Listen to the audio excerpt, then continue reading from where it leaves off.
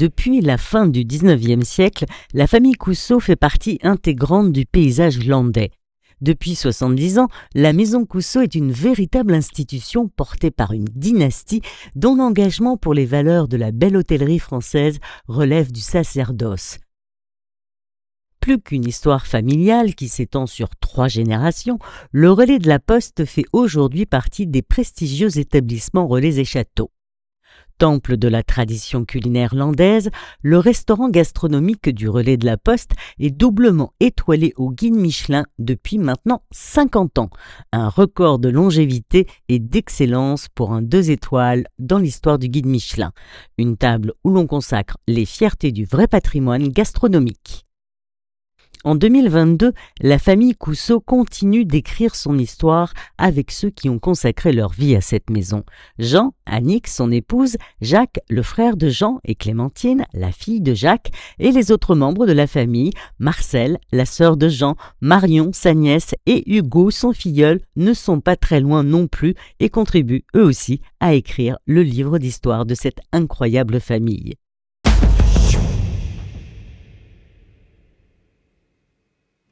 Mes grands-parents ont débuté leur carrière à Hermes, qui est un petit village à 7 km de Magescq.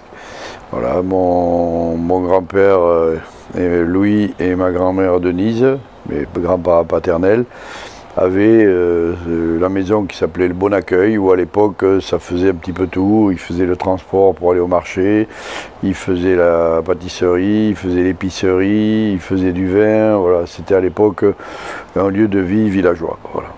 Mais hélas, mon grand-père est mort assez jeune et ma grand-mère a suivi son fils quand il s'est installé à Magescq en 1952. À l'époque, Bernard, le père de Jean, voulait absolument s'installer au bord de la Nationale 10 car il y avait énormément de voyageurs qui empruntaient cette route. Une route située sur le fameux chemin de Compostelle. Mon père, qui était à Hermes au Bon Accueil de ses parents, a décidé de changer de lieu parce qu'à cette époque-là, pour qu'un restaurant soit viable, il fallait être au bord d'une route principale. Ici, c'était la Nationale 10, où il y avait les représentants, les voyageurs qui fournissaient le gros de la clientèle toute l'année. Mon père, qui avait été dans un camp pendant 5 ans en Allemagne, était revenu extrêmement fatigué, donc il a mis plusieurs années à récupérer. Il a commencé à Hermes, à faire du traiteur, à faire des mariages. Et donc après, arrivé à Magescq, mais bon, il n'avait pas un sous-vaillant. Pour faire les travaux, ils le faisaient eux-mêmes avec ma mère.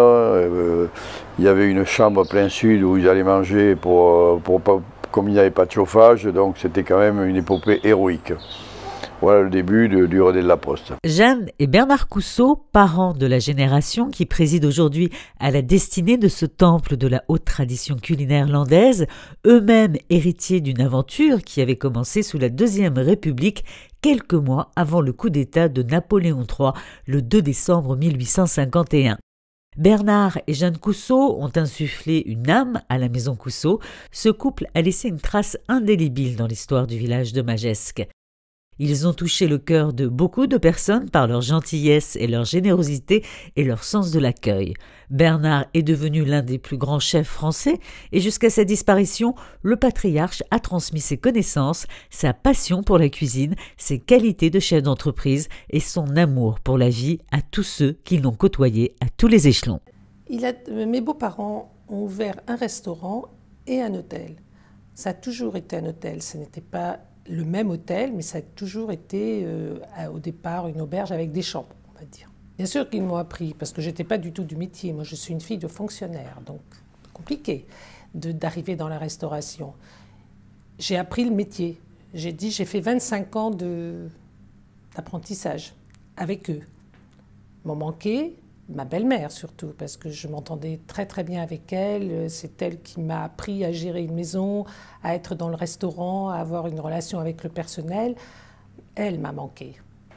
Parce que nous étions toutes les deux au départ, nous avions seulement 10 employés. Donc en fait, j'avais une très forte relation avec ma belle-mère, qui non seulement m'a appris le métier, mais elle m'a appris tout ce qui se passait dans les Landes, sur les vieilles familles des Landes que l'on recevait. Elle connaissait tout. Donc c'était un élément très précieux pour moi.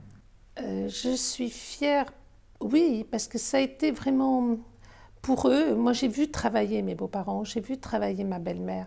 Elle venait pas non plus de ce milieu et pour elle, je suis fière pour elle d'être arrivée à ce niveau, parce que c'est pas évident d'accompagner un mari, de changer de son milieu. Elle vient d'un milieu très rural et c'est elle qui a donné l'atmosphère initiale à la maison. Je suis fière pour elle et je pense beaucoup à elle.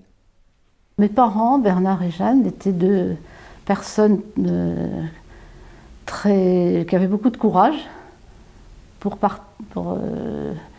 commencer un métier finalement avec rien. Donc ce que j'ai admiré beaucoup, c'est leur courage et puis leur capacité de travail aussi. Parce qu'ils ne pensaient pas aux vacances, c'était toujours le travail qui comptait d'abord et la réussite. Et je pense que tous les deux, ils ont vraiment beaucoup donné au début de leur carrière et après aussi d'ailleurs, pour réussir. J'avais 4 ans quand ils sont venus s'installer à Magescq, rue de la Poste, en face de ma maison natale. Et M. Cousseau, parce que je l'ai toujours appelé M. Cousseau, M. Bernard Cousseau, était un grand personnage. C'était un des principaux personnages de Magescq, parce qu'il avait une stature imposante, il avait un franc-parler, il en imposait beaucoup, et en plus, tout le monde savait que c'était un des meilleurs cuisiniers ou le meilleur cuisinier de toute la région. Disons qu'au niveau relationnel avec la famille de Jean Cousseau, c'est tout à fait aussi particulier parce que, comme on s'est connus très jeunes, j'ai eu l'occasion et la chance d'aller parfois donner la main au moment des fêtes, des réveillons comme ça, chez eux.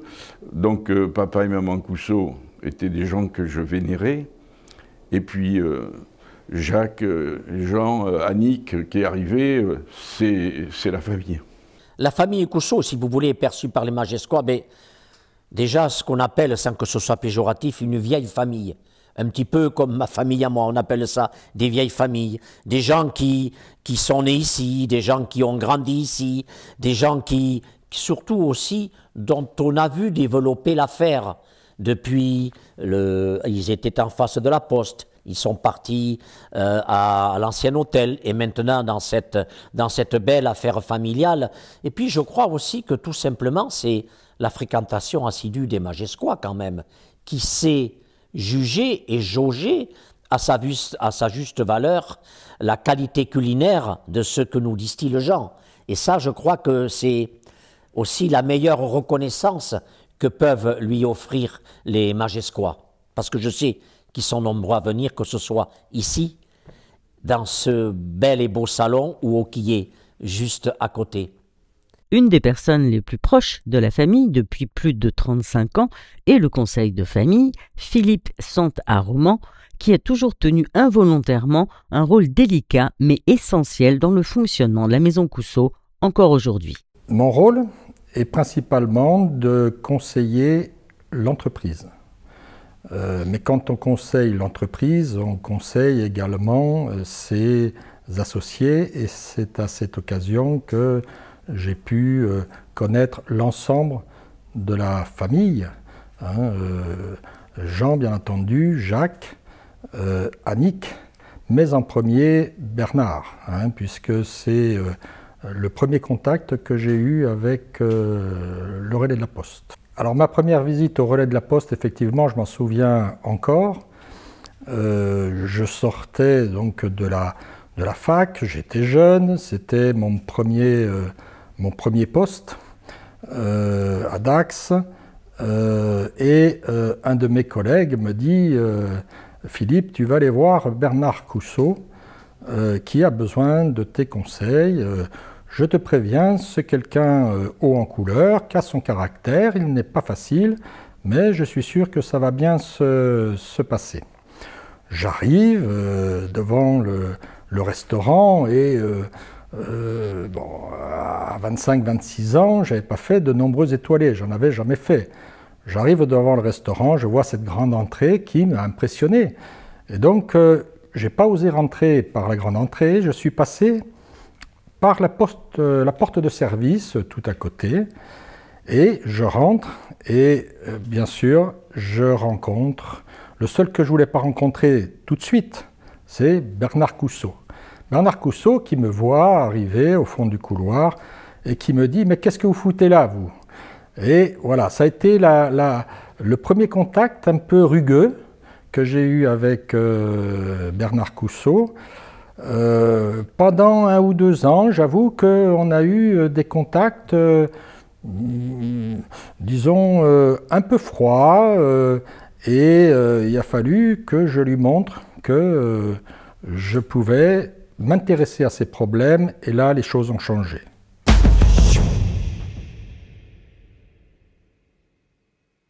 Depuis sa naissance en 1949, Jean Coussot est immergé dans le restaurant familial et aussi étonnant que cela paraisse, le chef qui fêtera ses 73 ans cette année se rappelle très bien de ses premières années à Magescq et de sa jeunesse au restaurant de l'Hôtel de la Poste. Il met alors la main à la pâte très tôt pour aider ses parents en cuisine et au service. J'avais 3 ans, donc je me rappelle très bien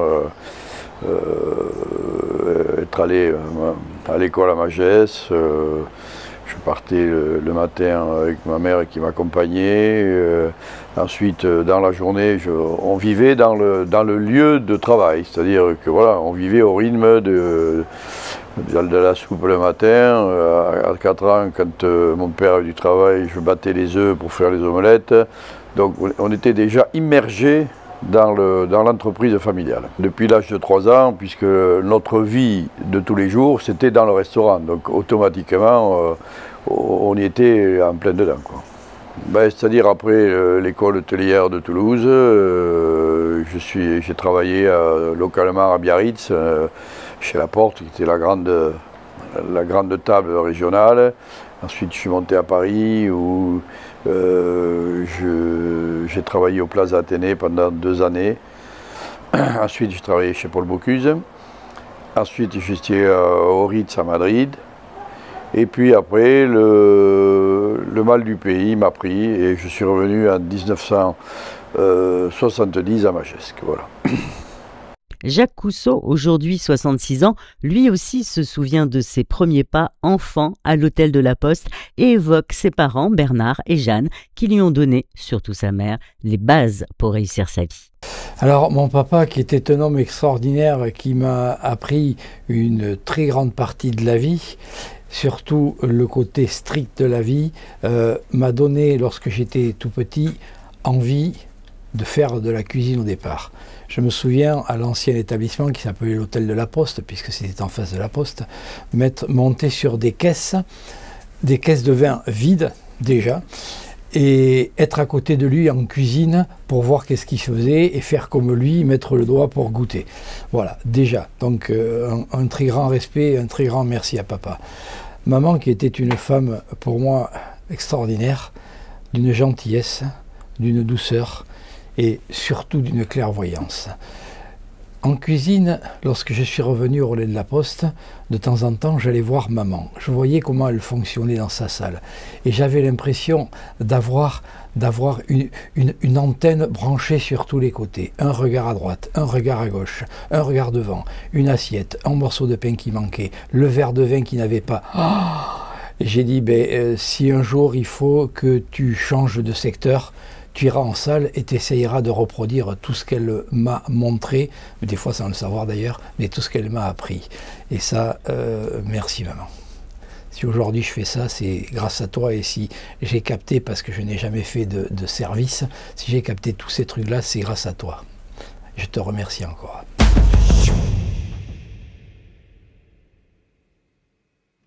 Jean, qui baigne dans ce milieu depuis tout petit et qui a toujours voulu faire le métier de son père, rejoint ce dernier à l'Hôtel de la Poste en juillet 1970. Ça s'est fait très naturellement. Mon père, quand à la fin de mes études, je lui disais je veux faire l'école hôtelière, tout ça, et il m'a étalé tous les inconvénients du métier. Un peu pour essayer de me dégoûter, mais bon, il n'a pas réussi. Et puis voilà, ça s'est venu très naturellement.